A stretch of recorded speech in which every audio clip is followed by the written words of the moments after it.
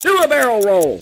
Welcome to the Know. I'm Meg Turney. Here's what's going on in the world of video games. Hide your kids from VR. That's the official word from Sony regarding its virtual reality headset. Apparently, PSVR could be hazardous to kids. Who knew?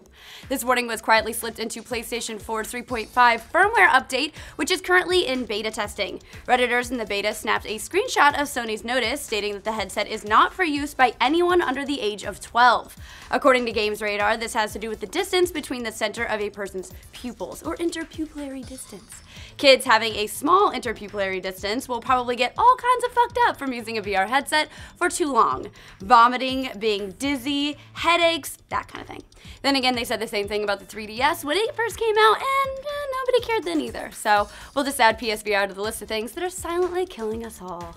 Gears of War 4 probably won't be doing any silent killing when it launches later this fall. If you've been chomping at the bit for details about your favorite curb-stomping franchise, then Game Informer's got you covered this month. The newest issue dishes out tons of info for the game, including the fact that co-op will be scaled back to 2 players once again. Considering the last game was serving a 4-player co-op, downgrading to 2 doesn't really seem as mind-blowing as Microsoft has been describing the game lately, but maybe that's just us. According to Game Informer, Gears of War 4 is also set 25 years after the events of the previous game and stars Marcus Phoenix's son as one of its 3 main characters. Sadly, neither of them is Coltrane or one of his kids. Missed opportunity, Microsoft. Amazon may be rectifying a missed opportunity of its own when it comes to international video game sales. They're now offering international shipping on both games and consoles. This import market game changer was discovered by Twitter user Hadler and then confirmed over at NeoGAF. This is a really small change by Amazon that's actually kind of a huge deal, which you'd know if you'd ever paid a ludicrous amount of money to have a game brought over from Japan. There are, of course, a couple of catches to ordering your next copy of Dead or Alive Beach Volleyboobs, which is what I'm calling it now. Shipping games from Japan only works on products sold directly by Amazon. Plus, you've got to sign up for an account on the Japanese version of the site. But hey, you can figure that out for tits, right? You'll do anything for tits. I know you so well. In case you thought Hollywood was done ransacking your childhood, that's never gonna happen. Stop thinking that. Deadline is reporting that MGM is close to closing a deal for Where's Waldo the Movie, produced by Seth Rogen and Evan Goldberg. Yes, that's Seth Rogen and that Evan Goldberg, who also produced Superbad and Pineapple Express. This Is the End as well, and also The Interview. Yeah, they've done a lot together. One can only imagine how they'll adopt Where's Waldo, although it'll probably be like something like, hey guys, found Waldo, he's in the weed accessory shop buying a bong. I love Seth Rogen. MGM acquired the film rights to the once hugely popular book series back in 2011, and it spent the last 5 years just kind of sitting on it, figuring out how the hell you make a Where's Waldo movie.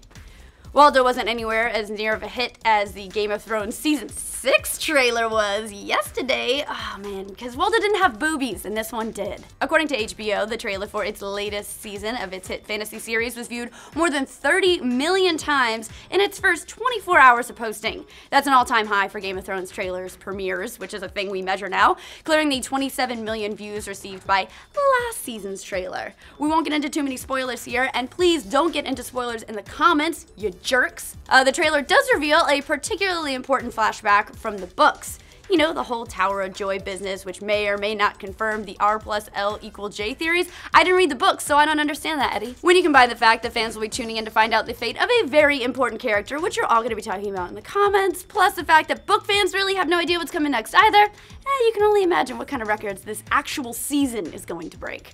The upcoming Assassin's Creed movie may already hold a different kind of record. The first movie with pre-order bonuses? Oh yeah. Ubisoft announced the video game-like pre-order bonuses for the film over on its blog today. I guess they figured gamers would put up with nonsense for video games, so hey, why not movies as well? The packages range from $15 up to $1,200. The lucky few who have enough disposable income to drop $1,200 on an Assassin's Creed movie ticket will also land a replica crossbow. So really you're just buying a crossbow and getting a ticket thrown in. $500 will land you tickets to the movie and a Michael Fassbender statue. Yeah, I'm gonna do dirty things to that. There's also hoodies, t-shirts, all sorts of other stuff. One could only imagine what other video game models Ubisoft will try to apply to the film's release, more like season passes, maybe mid-movie microtransactions, maybe a day one launch issue. We can only hope. We'll have to wait, of course, until December to find out. Speaking of total disasters, this winter was officially the warmest one on record for the United States. According to the National Oceanic and Atmospheric Administration, it was about 5 degrees warmer than its 20th century average, which is a fairly big jump. Every state except for 2 in our great nation were warmer than normal, and even Alaska had its second warmest winter ever, at least since the NOAA started tracking all that stuff. While the current El Nino, the warm phase of the Southern Oscillation, is partly to blame for the shift in warmer temperatures, this is just a little bit alarming. I mean, to be fair to all you El Nino truthers out there, this year's record-breaking El Nino is hardly a little boy at all, ranking second to the strongest El Ninos ever. But even despite that, we've already seen winters are gradually warming across the United States each year in general. So, yeah, you know what? With or without Ninos, we're screwed. Don't worry, guys. Something else will probably kill us long before global warming does, or global warming. It's all gonna kill us, like the 100-foot asteroid that barely missed Earth. NASA announced that asteroid 213 TX68 passed Earth on Monday night. Now, originally they predicted it would pass last week with a range anywhere between 15,000 and 3 million miles away, but instead it passed this week, and they're still not sure just how close it got, which is not remotely comforting at all. Part of that disparity comes because they've only had a short time to track it since it was first spotted back in 2013. Now, to be fair, a 100-foot asteroid certainly wouldn't endanger the entire planet. The asteroid that broke up over Russia 3 years ago that injured 1,000 people and damaged buildings was about 65 feet wide. NASA said an asteroid of about 100 feet would likely produce an airburst with about twice the energy of that one. So guys, it's no big deal, right? Awful.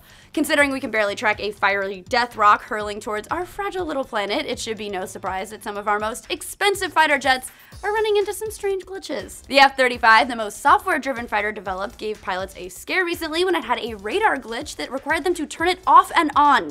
Yes, off and on was the troubleshooting solution for a ridiculously expensive fighter jet's radar. The warplanes have seen a number of other problems, including software bugs, weight issues, and being prone to lightning strikes. You know, typical fighter jet problems. I already hate flying, never gonna get one of these. But the biggest issue that's concerning potential buyers of these things is the fact that these software-driven fighter jets have yet to undergo any serious cybersecurity testing, considering all the problems they've had so far. Yeah, someone might wanna get on that, you know. Somebody who's not a hacker on the internet. Or Angelina Jolie's boobs. Hackers. A couple in China has been arrested for selling their 18-day-old baby in order to buy an iPhone because, of course, that's a headline nowadays. The couple sold the baby to a man who wanted to buy her for his sister. Nice birthday present, I guess. Then they purchased an iPhone and a motorbike with the money. When they were arrested for the transaction by Chinese police, they claimed they didn't know it was illegal to sell babies. Like, that's an excuse. Plus, they really wanted that iPhone. Come on. The father received a sentence of 3 years, while the mother received 2.5 years suspended sentence because she's still in school, and school is important. As for the buyer, he freaked out when he heard what happened and turned himself in. Despite all this, the judge is allowing the buyer's sister to keep the baby, so I guess it's a happy ending? I don't know. And they didn't say what happened to the iPhone. That's what I wanted to know. That's the roundup for today, everyone. What do you guys think of all these stories? Tell us what you would do with a Michael Fassbender statue, Game of Thrones boobies. There's so much to talk about. Leave it all in the comments down below. And as always, for the latest in geeky news, like this video and subscribe to the Know. Considering the last game was serving up to 4-player co-op, downgrading to 2 isn't really as mind-blowing as Microsoft has been.